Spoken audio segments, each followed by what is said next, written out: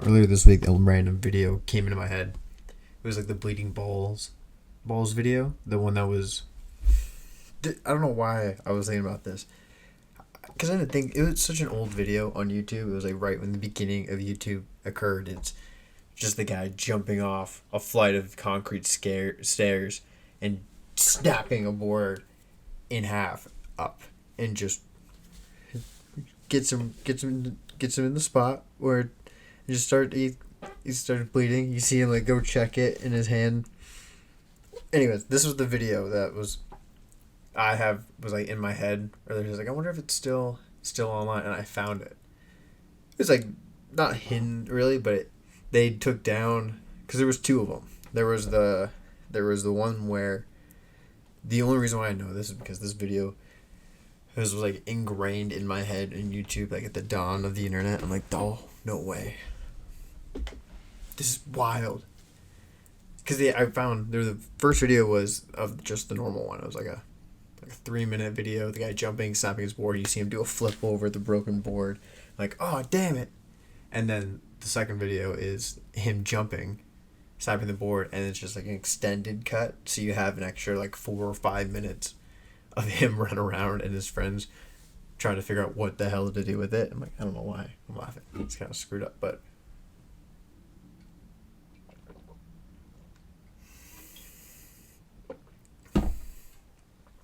that's what it. But you can't find the extended cut over, because they have part of it where it's like he's like, maybe we should call an ambulance, and you have a friend in the back row, and it's too expensive. You're like, well, you probably should take him somewhere. But I'm glad I know your friendship's at really in line with it. But I don't know. I was just scrolling through the internet. It was like a video. I don't even know what spawned it. It was just one that and maybe it exists, and definitely half of it exists. Again, don't want here the fact that it's just funny to me that the fact that they posted the first video, it was like, this is awesome. This is just wild. Check this out. And then they posted the second video being like, because you like the first video so much, we'll treat you to an extended cut. And back then on YouTube, there was no monetization. So they weren't making money off this shit. They just purely did it because they were getting some views off of this crazy shit. It was like 2010, 2005. No, not 2000. It was like 2005. Yeah, you're like, or whenever YouTube was like starting to come around. You're like, maybe it's not. Maybe just don't post everything. That's dedication. They just did it for the fan count. They weren't caring about anything else. They wanted to make sure that everybody was on board with what was going on. But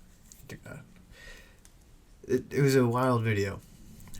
I wonder when they took it down. If it was like recently, or they had a couple of years go by, and they realized, oh shit, maybe shit's getting real. This internet thing's kind of a big thing. We should probably, if we take the first one down, people will notice. But if we took the second one, I think we could skate under the radar.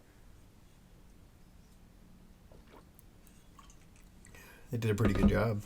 No one noticed. But apparently I noticed, because I was like, hey, I thought there was another one. And I know it exists somewhere. Just not anywhere near or online at all. But anyways, some other news, other things going on that I thought were interesting were what the Marvel was like starting to release their Doomsday Cast this last week. They did this big long crazy video of just a endless stream of chairs that was boring as hell. I won't lie. I watched some of it. I didn't really watch it all, but you can but there was a breakdown of kind of like all the important chairs, or all the chairs that were in it, and it's interesting because it's like all a bunch of X-Men characters, and then you have guys who were like one-offs. Like you have Channing Tatum's Gambit, you have Magneto, the original Professor X, Patrick Stewart, and then you have, along with like Alan Cunning's Nightcrawler for the Avengers Doomsday, which is, it makes me think that no one, like, Marvel is gonna get wacky because they're going to get into this comic book. They did such a good job. Well, in the beginning, they did a very good job of building this universe of superheroes and comic books, and then now it's like they're getting to the point to where they're doing comic book stuff, so you have people who are going to be like weirded out, which is always bound to happen because people don't fully understand, or things get complicated because there's a lot of rules in comic books and superheroes that don't transition well, especially if you have guys who are like hardcore fans, because then they start to get very dedicated and want certain things to like be how they are, but when they're not.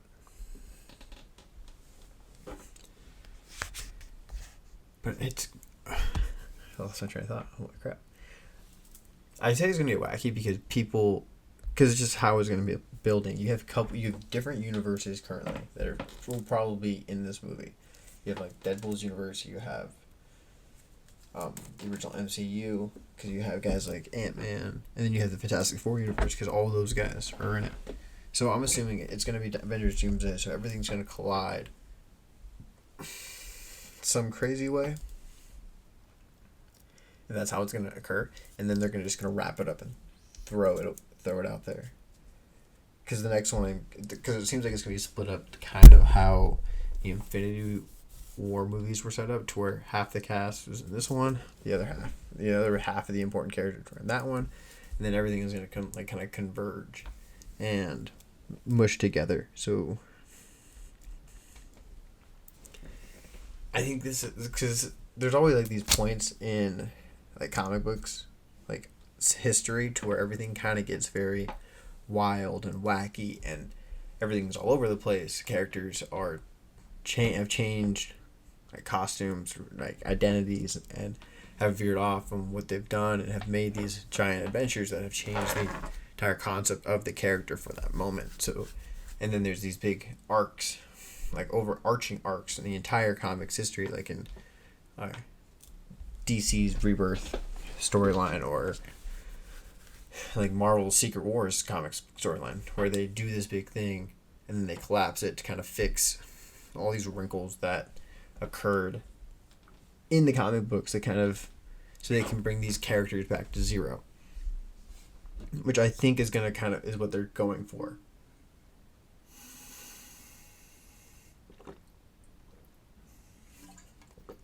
It'd be cool if they can stick the landing on it, because then I think if they stick the landing on it, they'll probably bring a lot of people back kind of into these kind of movies, because they would have to go back to their kind of old formula instead of kind of reaching all around, having a bunch of crazy shit happening and reaching in different directions that they don't quite know, or not quite know, but they kind of can get confusing very quickly if they're not on top of it, or they're not reaching for it. I mean, it's interesting that they're having the X-Men cat. I guess this is how they're going to introduce the X-Men and kind of have the Fantastic Four and X-Men under one roof. Because I thought it was weird in the Deadpool movie when they had Ryan Reynolds' universe. Like, it was a completely different universe. For some reason, I thought he was going to be in the original MCU universe for some reason, so they can kind of just play it. He was just operating in the background, and we didn't really know when mutants existed, and no one paid attention to it. But it's like they're putting it off into a different universe, so when everything converges, it comes into kind of one thing. I will see. I think they might fuck it up. It's an interesting concept if they can do it, but I think there's just so many characters now. It kind of gets, like, these big build-up movies just can get overwhelming. Like, I thought the Infinity War movie was a lot, like, characters and casting and what they represent, and then I guess I think these Doomsday movies, I think they're just going to get big too. Oh, it's going to be wild. I hope they're good.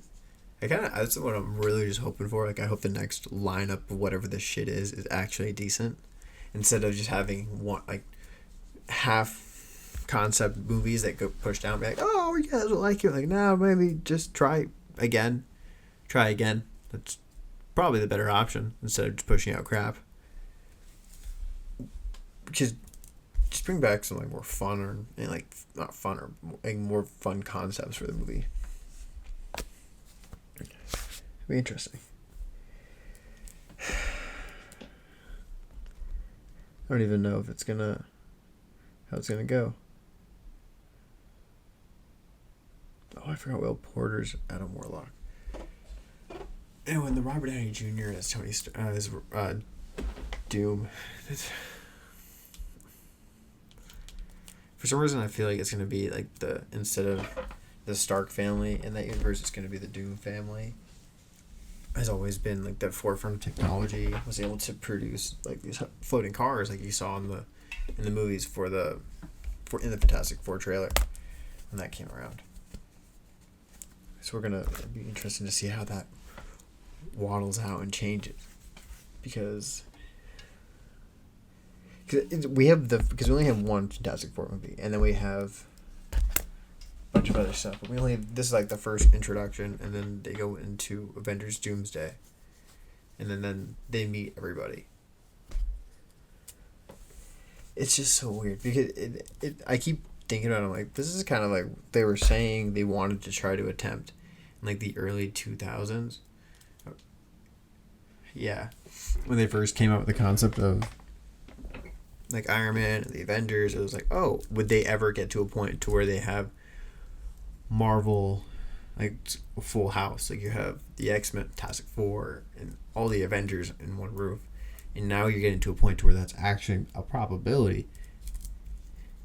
But we'll see what movies stay on the docket and kind of which one to shift around, because we've already seen cancellations in a variety of these movies already. Like on these lineups, like Blade I think Blade is the latest cancellation. Which made sense. Like to me, when they put that on like, oh, we'll do a Blade movie. I'm like, really? Do you want to? I think tackle one boat at a time. Like you already don't have Elizabeth Olsen coming back, so the magic universe is kind of weird now. Like you don't have a superpower, but you have Doctor Strange, and then you have Doom, who eventually becomes Supreme Master of the universe. And then that would be an interesting way to kind of segue into that, because then Robert Downey Jr. he's Iron Man, he is Doctor Doom. I always think it's an interesting, because they just brought back the star of the original saga, and it's like, hey, I think you can revitalize what we have, because Chris Evans is coming back too. And I forget, he's not playing. It's not a guy who is like a guy who is Captain America, but is in like a different belief system, because he's in a different universe. I can't remember. Raycon. No, it's not that. So I think it starts with a V. But like that would be the character. I would assume he plays in that. In like kind of that timeline, because he's not. Because it's like a 1960s, he wouldn't have been frozen in the ice, and that it'd be in the Fantastic Four universe. I think is Chris Evans in Fantastic Four? I can't remember. And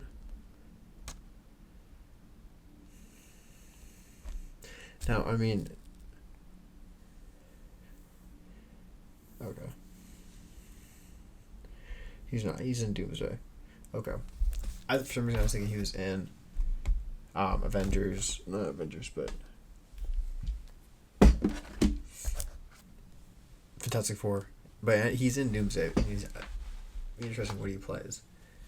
I guess this is a good way to introduce the Fantastic Family. But I wonder why they put him in a different universe. You just seem... I mean, if you're going to do...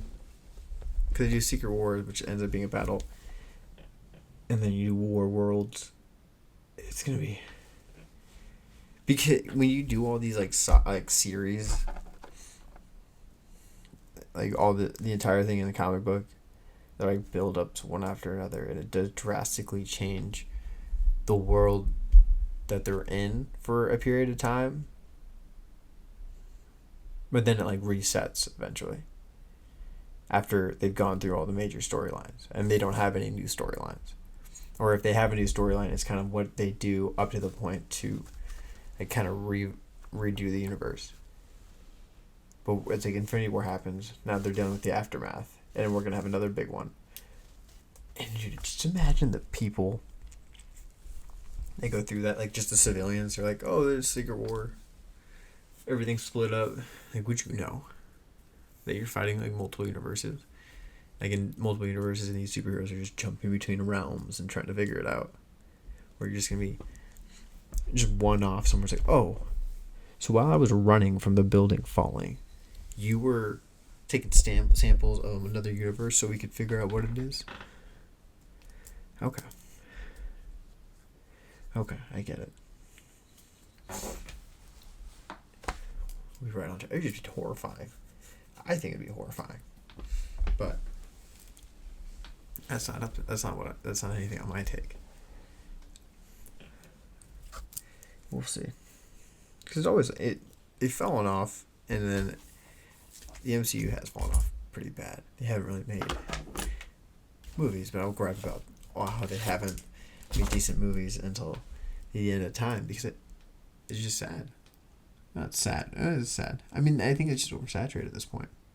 Like, if they did back to the system where they were only doing like 3 or 4 movies a year, kind of introducing a couple characters and kind of doing it and then shifting off, kind of having trilogies come out, but you can have these kind of characters playing in the background, but you keep pushing forward with it. Like, you have them cameo in every one of them, or you would have them, like, if they need a movie that, like, to come out, and they have that one of their movies come out, and you just have a slate of characters who are in the middle of, like, either trilogy setups, and then you have solo movies that come out around them, so you would have, like, 2 trilogy movies coming out, and then a solo movie, depending on how fast you want to push out the characters. And then you can have a team-up movie towards the end, and then, like, after, like, that character's been introduced, and you kind of had, like, 1 or 2, and then you can be able to show them off and have that kind of build up and kind of bring everybody back.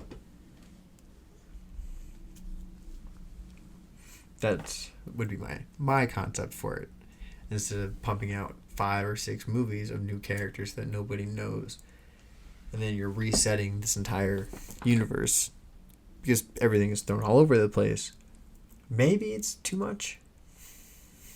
Maybe you are overdoing it because people are now getting lost in what is existing in it and what is not. I don't know. They could have done like this on a whole different route, but they chose to just vomit it all up in the beginning because they wanted to capitalize on the trend, I guess.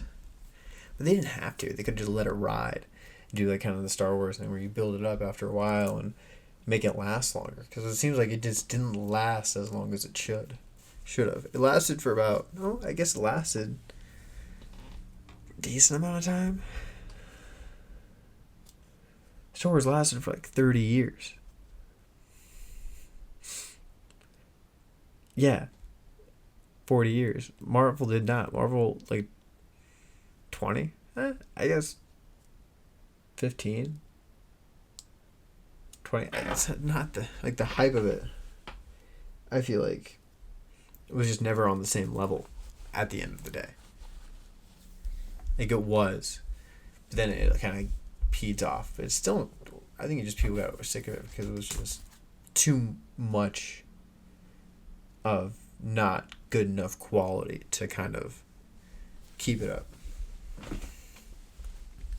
Again, they could have done a better promotion area for the new cast. I thought the Paul Rudd introduction was pretty Sorry, I'm bouncing like back and forth. Whatever the hell I'm talking about. But the Paul Rudd introducing the little chair for him, it's, I think, perfect. It was a perfect comedy thing. Comic relief. I think they could have done... I don't know what they could have done. Because you're not really trying to give away any storyline, and you're not really trying to show off what any of it is, but you're not trying to make it so dull. They have so many characters in this one. Like it's not like it was another one where they were just a small movie. It was like a small movie with a bunch of small superheroes, like the OG squad. It was more like this is everybody. Like we have a whole roster now. We have a whole family tree. We gotta do something a little more, like a little better. But that's not a bad attempt. It could have been better. Could have done better. More, but the theme of the movie, like what is Avengers Doomsday? Like do that one. Like do put some color behind it. I think that's what a lot of people were mad at. Like they didn't put enough color behind it, or didn't make it a big enough spectacle. It was just a line of chairs. I'm like, it's a line of chairs because, well, it's just a lot of people now. That is my gripe with Marvel for now. We'll see what happens. I think they'll do just a bang up job, whatever they choose to accomplish. I'm like chugging water today. Like right now, it's kind of funny. So what else? Apparently, Elon had purchased. So his XAI company had purchases the X company for like what $33 million, which is what $15 million less than what he purchased Twitter for. Well, where is it? Billion price tag included $12 million debt. XAI valued at $80 billion. Which, so were they? I'm just curious now. Like, was the company XAI working with X, or was X creating its own AI, Gronk? Because here it is. The deal could also help XAI's ability to train its chatbot known as Gronk. Yeah, but isn't it already part?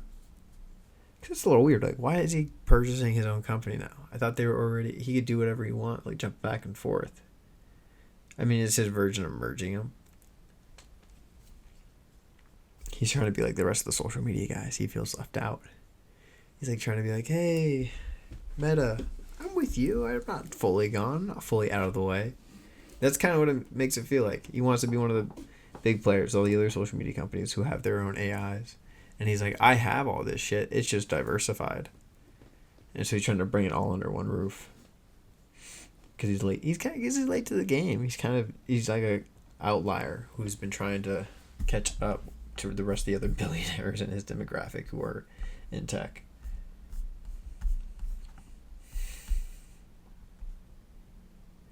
Representatives at 4X and XAI do not immediately respond for requests to comment. Yeah. But interesting. So they... okay,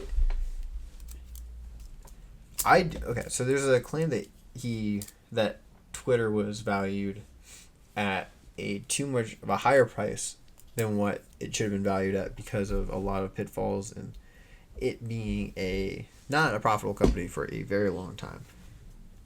Actually, since in existence, and has been littered by chatbot troll accounts or bots forever. But then he purchased the company for a higher profit, like a higher price point than he originally bought it for. So that begs the question. Did he do it to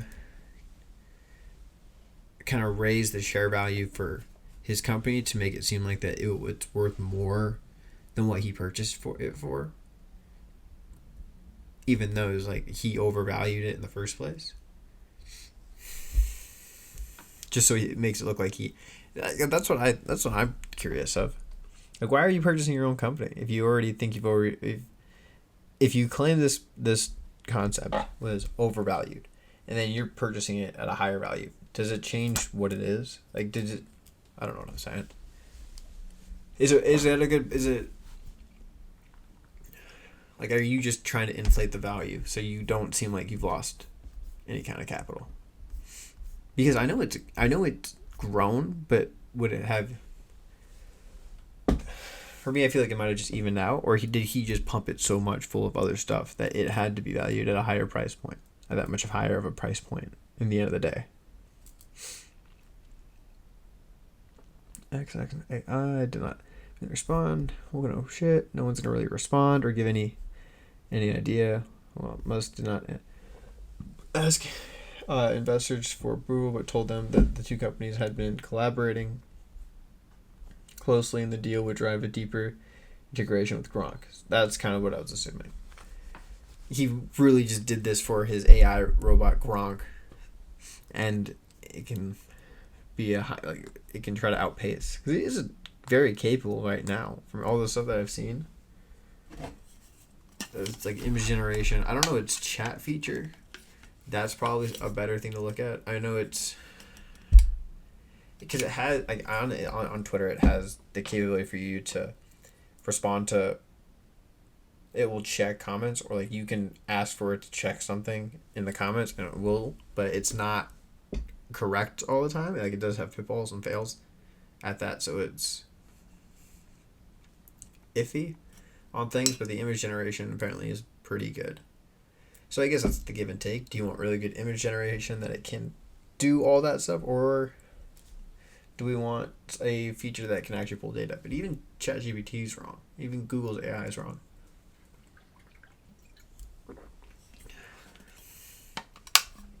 Like people are gonna take it for what it is, or like take the first facts as gospel, because that's the first thing that they show up, and they're gonna take the credible company. But it's just a lot of I just think it's very interesting. Does he feel that behind the ball? I'm curious what sparked the move for him to consolidate these companies. Does he think he's splitting too much time between the two and they need to be together? And is X? Why did XAI purchase X? I mean, I know why. It was a bigger company and it had the capital to do so, to much more than X did. But it's just so interesting, because it just begs more questions. What is the end? What is all this going to look like if he's able to integrate AI in a much larger scale to the social media platform?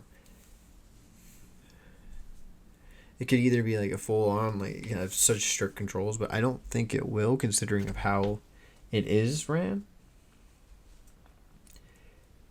But it does seem like some of the comments, I will say this, like I've looked through some of the comments on Twitter, and it just seems like some of the takes have shifted, not in aggressive like the aggressive tones have shifted, if that makes sense. I've seen more people just like bark back at robots, just being like, shut up, why are you trying to antagonize this, like why are you causing problems. I've seen in some of the comments, it's just people getting tired of the negative shit on X and wanted to kind of change, which is interesting. I mean, I guess that's how you kind of change the perspective, which is probably a good thing. Like you do want a public forum, but you do want the ability, but in that ability you need to allow everybody to be heard and not allow the random trolls kind of to say everything that they want to say, because then nothing gets said. Everything is a gimmick. Everything is a joke. Everything is something you can poke at. Everything is something you can bite. And hopefully it fixes things. Yeah, no one knows. No one knows if that's going to do anything. Yeah, well, I think it's going to change a lot. I don't think it's going to change a lot. I think it's going to, I don't know. Give me a sec.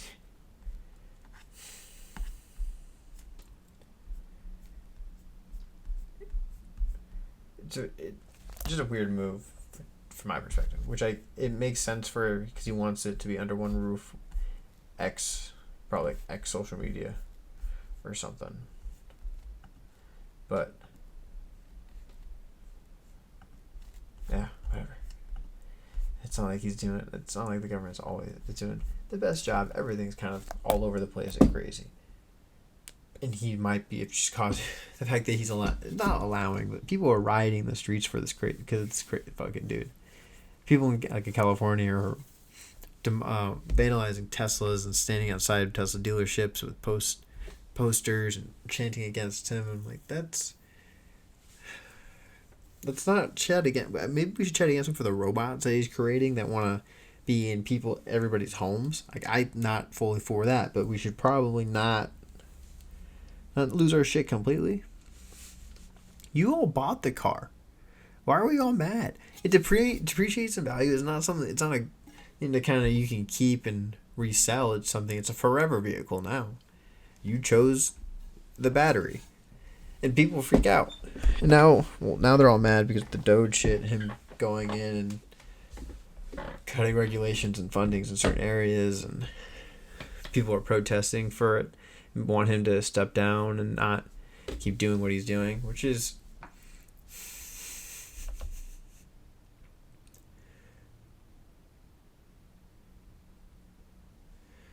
Doge employees were entrusted to temporarily hold messaging.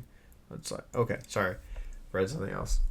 That I was going to talk about in a sec, but it's kind of about Musk and it has employees and a bunch of stuff with the Slack, which is weird. Train of thought. Why am I losing it like a crazy person?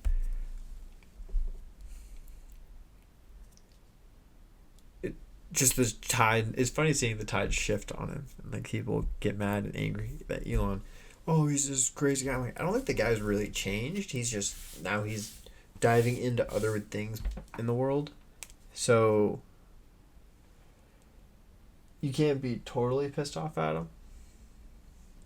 You kind of just have to like let things ride and see if he actually knows what he's doing, or is it just a gimmick and he's pretending the entire time.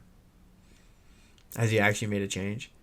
Like, people are freaking out now because things are just changing and he's trying to, like, cut a bunch of stuff that's probably not needed. But then we're all freaking out and we're, three months in and it feels like we're 5 years down the rabbit hole because people are blowing their tops already. It's like they can't even let a second of something happen to kind of already have a reaction. Like, I get it, you want to have a reaction now because you might not be happy with the choice that he's making, but we don't know how any of this is going to affect. We're all gung-ho with some of the stuff that other presidents done, and it hasn't turned out well. So why are we biting the hand so quickly? I get it. The guy is not the...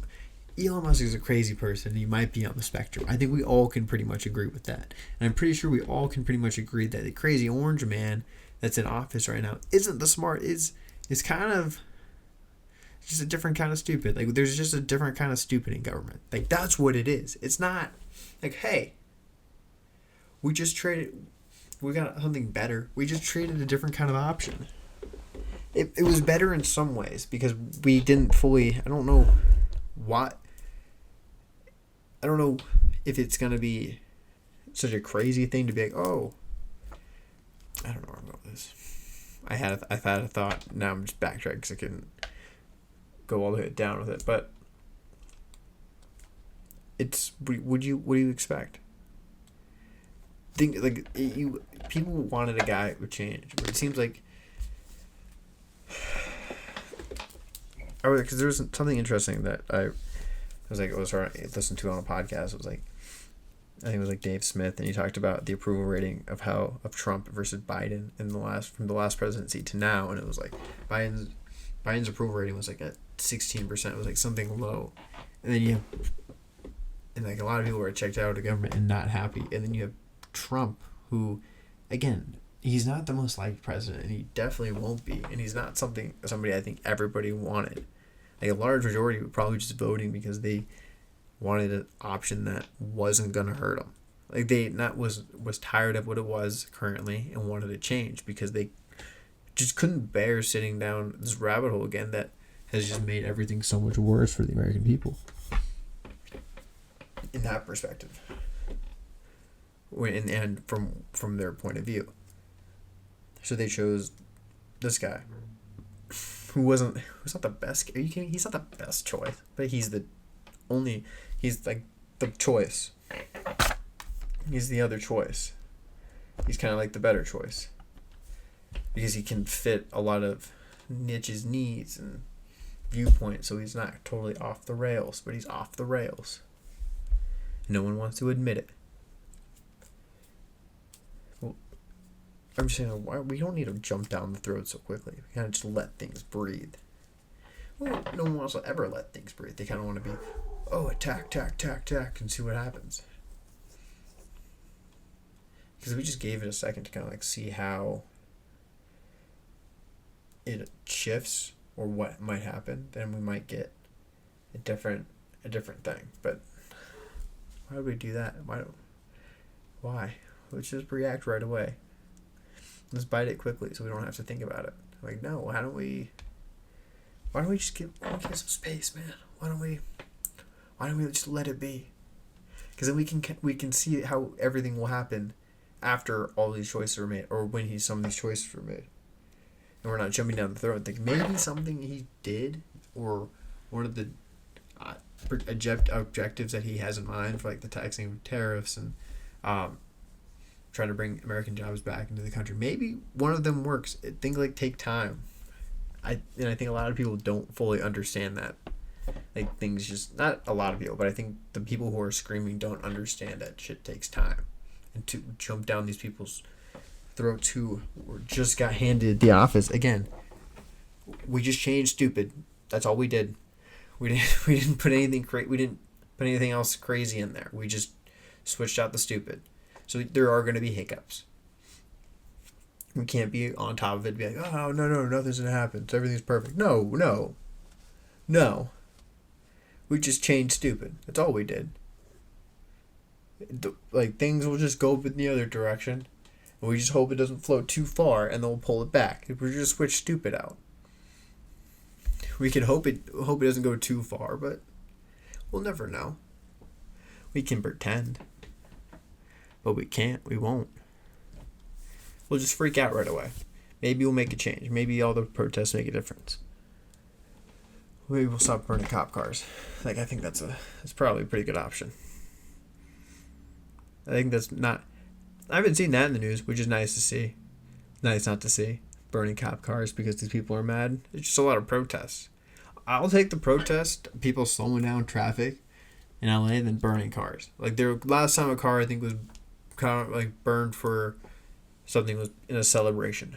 Like in Philadelphia. It's Philadelphia when the Eagles won the Super Bowl and when the LA Dodgers won the World Series. Like, those were the timings when the cars were on fire. Unless something crazy happened. But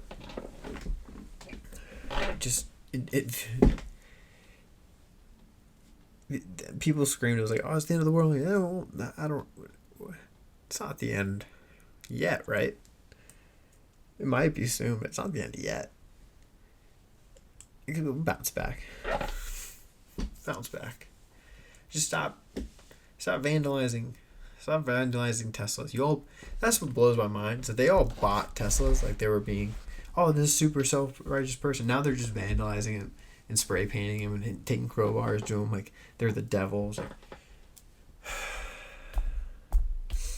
Like, why you bought these cars? Now you're gonna roll around with a broken, spray painted vehicle because you got mad at the guy who owns the company.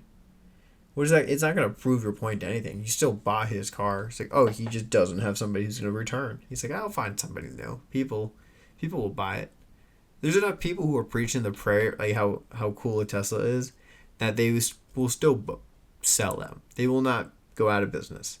Just because you burned it down, you're mad at Elon Musk. Like, he doesn't care. He's not that's the crazy part. All these crazy people are going out but burning cars about an autistic guy who bought a social media website just so he can post memes and troll people online, and they're vandalizing his cars. He doesn't care. The man doesn't give a shit. He's like, oh no, I invite the chaos. Keep going. This is kind of funny to me. He was getting booed in Wisconsin when he was giving a speech. And he was laughing. He was jumping up and down. He's like, oh, these trolls have no idea. I'm like, dude. And I think he's a guy, too, where I'd be skeptical of him. Maybe he knows something that we don't know. Like, he has been able to build a bunch of companies randomly. Let's take a step back at how crazy this motherfucker is. Like, he's been able to build the Boring Company, SpaceX, PayPal, Tesla. XAI, which is now XAI and X under the same roof. Like, he was able to create these things. So maybe he can do something. I don't know. Maybe. That's my perspective. He seems like he's capable. He's handy capable. He might not be, but after the heart goes out to you thing he did at the rally, I don't know what he's capable of. But maybe he's got something in that quiver. Hopefully he's got something tucked down in there that he can just pull out and win the fight. But I mean, they're making changes. They're making changes. I mean, Doge has already started making changes in how they communicate. Like, Doge order its employees to stop using Slack. The agency's aiming for more secrecy reports. Well,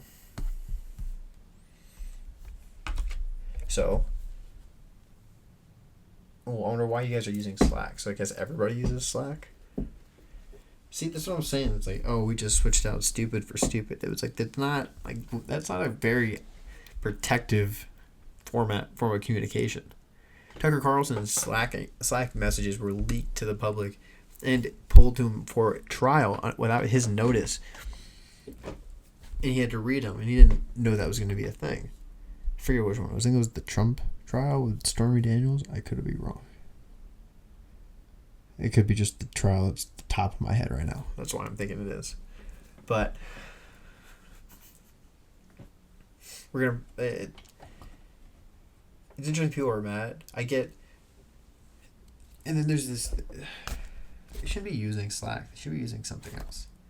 It was like, Doge is switching. Like, now you're switching. You're the newest portion of the government, and now you're switching off of Slack because, like, oh, we got to hide our messages. Like, maybe you should have been more secure in the beginning. Like, the fuck up that happened lately with them being on Slack, and they added the reporter or the guy who's... Oh, fuck, which news article? Which news station is it? I can't remember. What that meant.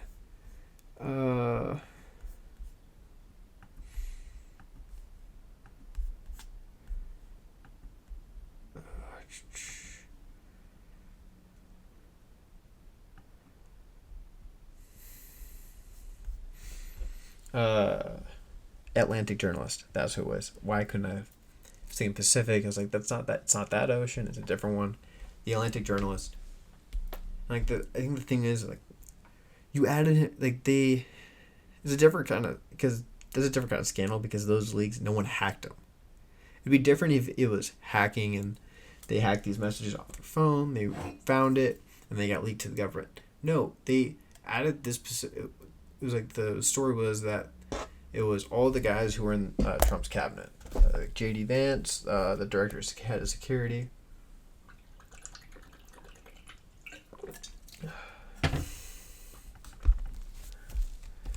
Hold on.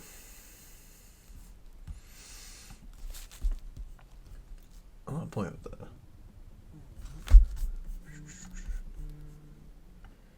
Okay, I had to take a step back for a sec. Because I had a call. Someone called me, so I was... if I can ever form a sentence or figure out how to talk. Yeah, so these Slack messages for... the heads of Trump's cabinet, and they were talking about a bombing... Was it the Houthis? That who were shooting at trade ships through the Suez Canal. It seemed like, so all the people that were in it were actually celebrating the bombing that occurred, and the guy who had it was a Walls. So Prince Chat various concerns about the timing on the strike, whether there was a prudent to wait the security of the operation. Vance accounts expressed skepticism. Hence, Heg's account said that they supported raising Vance's concerns, President Donald Trump, but it ended up supporting the strike. Concerns with President Donald Trump, but in the end, supported the strike, waiting a few weeks of months, days, not for men to change the calculus to. I can't read at all. Change the calculus to immediate risk of waiting. This leak, and we look indecisive. Israel takes an action first, or Gaza ceasefire falls apart, and we don't get to start this on our own terms. We can manage both. We're prepared to execute, and if I had a final go or no go vote, I believe we should. Yeah. And so we're all in a group chat with the Secretary of Defense. Who was it? It was Walls that added the Atlantic guy into the Atlantic, the head of the Atlantic journalist, into the group chat about the Houthi strike, as if it was not going to get out in some way because this is a secret thing. It's like, how do you accidentally add this guy in when you're putting people? You've already had this group chat set up. Why are you adding more people as if it's something new gonna occur? We need a new switch up. Like, was somebody that needed to know that wasn't in it, and it's been a little bit, so you guys were frantically adding him in? Is that what happened? So, but why are we adding the Atlantic journalist? It's kind of weird. Could have left him out. Cause it's as if you added him in, not knowing that. Oh, he's not gonna tell anyone. Like, I think he's got a news agency. Of course he's gonna publish this. What do you mean? This is what I mean when we traded stupid for stupid. It was like we either got the guy who's fallen off the bike, or we got the guy who's like, hey, we're gonna show the top secret information to anybody so the world knows. We don't need to hide anything. Like, maybe we should hide a little bit. Maybe we shouldn't be so blatant with what we're doing. Let's be a little more paying attention on shit, so we're not just randomly doing crap that doesn't make sense. I don't know who to blame. You don't even know who to blame for this. I think we just blame everybody. I think we just be like, everybody has incompetence. There's nobody on this planet that's not incompetent. And then you hear his defense. It's like, I don't know who did it.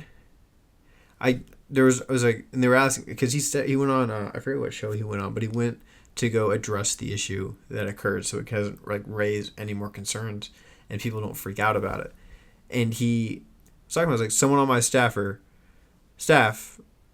did it. We don't know who, but I'm going to take full responsibility. It's like, okay, cool. I don't know, you might have. Why don't you know? Have you gone into research? So we have the top people in it. We have Doge looking into it. Why would the hacker could have done is like, you added him in. He was a contact on your phone. So maybe you know him. Maybe you're the skeptical one. Maybe you're the one that we shouldn't trust. Maybe you're not telling the full truth. That's my thought. I could be wrong. He could be telling the truth, and the Pacific guy, and all this is a fabricated thing from AI.